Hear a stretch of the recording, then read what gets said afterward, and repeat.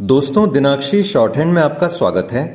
अगर आप चैनल पर नए हैं तो चैनल को सब्सक्राइब करें और बेल आइकन जरूर दबाएं। इस डिक्टेशन की एडवांस आउटलाइंस और वाक्यांश आप हमारे पेड बैच से प्राप्त कर सकते हैं।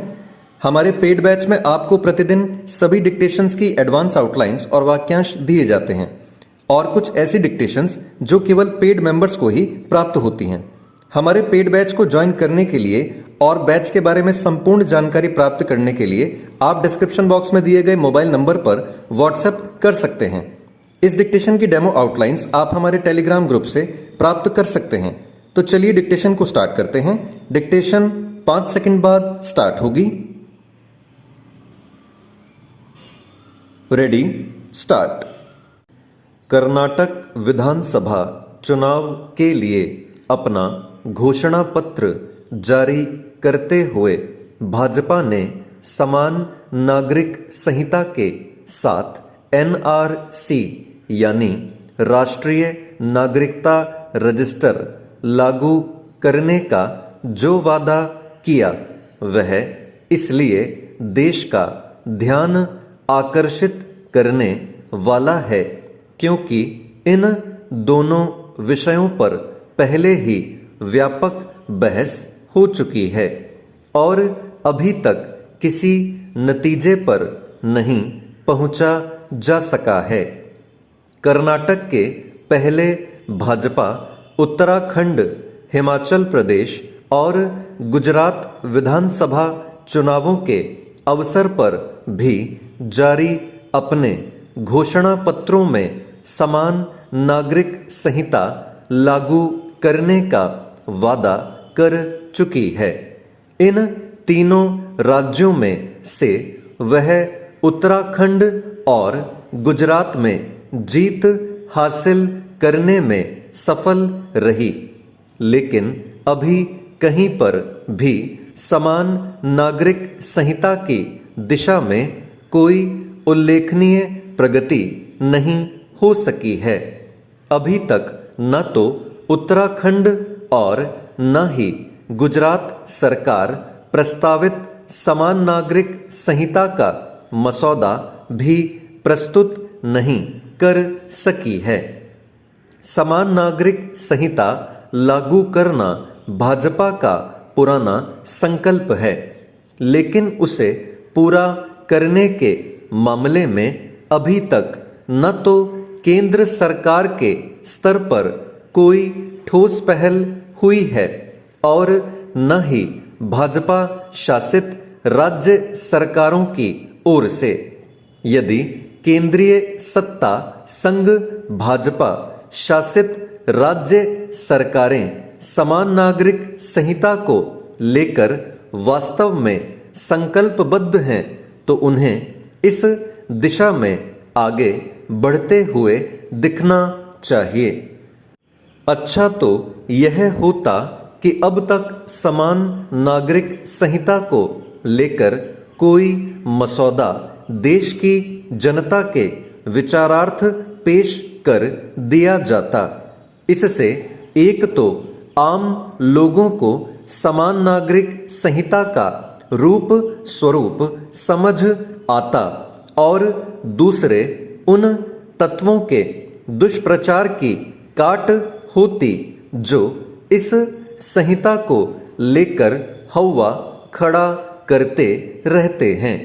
यह हौवा इसके बाद भी खड़ा किया जाता है कि गोवा में समान नागरिक संहिता न जाने कब से लागू है।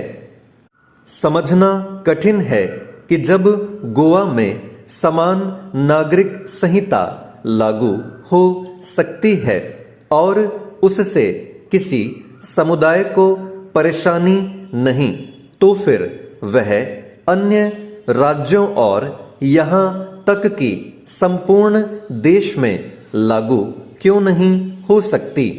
समान नागरिक संहिता को लागू करने में देरी का औचित्य इसलिए नहीं क्योंकि विवाह, तलाक, उत्तराधिकार और विरासत संबंधी अधिकारों को एक जैसा करने की आवश्यकता जताई जा रही है। इस आवश्यकता की पूर्ति सही तरीके से हो सकती है तो समान नागरिक संहिता के माध्यम से। इसकी भी अनदेखी नहीं की जा सकती कि कई उच्च न्यायालयों के साथ सर्वोच्च न्यायालय भी समान नागरिक संहिता लागू करने की जरूरत जता चुका है। समान नागरिक संहिता केवल इसलिए लागू नहीं की जानी चाहिए क्योंकि संविधान निर्माताओं ने ऐसी अपेक्षा व्यक्त की थी। इसे इसलिए भी लागू किया जाना चाहिए क्योंकि यह राष्ट्रीय एकता को बल प्रदान करने के साथ हर क्षेत्र, जाति और पंथ के लोगों के बीच इस भावना का संचार करेगी कि उन सब के अधिकार एक जैसे हैं। चेंज। झारखंड सरकार ने विशेष अभियान चलाकर खनन क्षेत्रों में न सिर्फ अवैध खनन के मामलों की जांच की बल्कि ऐसे कारोबारियों के खिलाफ सख्त कार्रवाई कर उन्हें संदेश देने का भी काम किया है। कार्रवाई के पीछे स्पष्ट संदेश है कि किसी भी स्तर पर अवैध खनन और इसके बाद खनिजों के परिवहन को बर्दाश्त नहीं किया जाएगा। इसी क्रम में 417 वाहनों को जब्त किया गया एवं अलग अलग धाराओं में कुल 116 मुकदमे भी पंजीकृत किए गए। इन मुकदमों के आधार पर कार्रवाई होने के पूरे संकेत मिल रहे हैं। इस कार्रवाई से पूरे प्रदेश में खनन माफिया और अवैध परिवहन में शामिल लोगों का मनोबल टूटा है। राज्य सरकार ने इसके साथ ही स्पष्ट कर दिया है कि किसी भी हाल में अवैध कारोबार को नजरअंदाज नहीं किया जाएगा।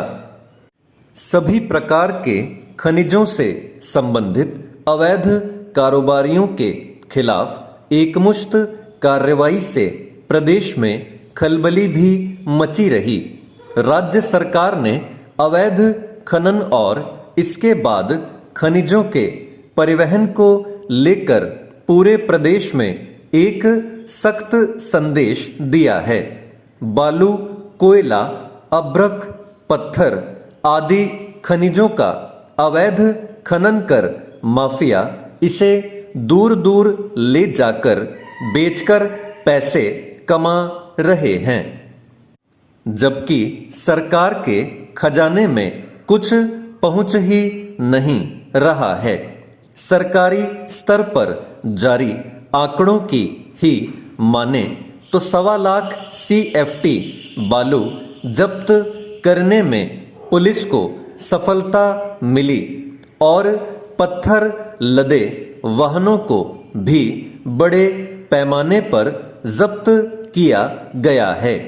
हाईवा, मिनी ट्रक, ट्रैक्टरों को खनिजों के साथ पकड़ा गया है और इस क्रम में सभी के खिलाफ मुकदमे भी दर्ज किए गए हैं।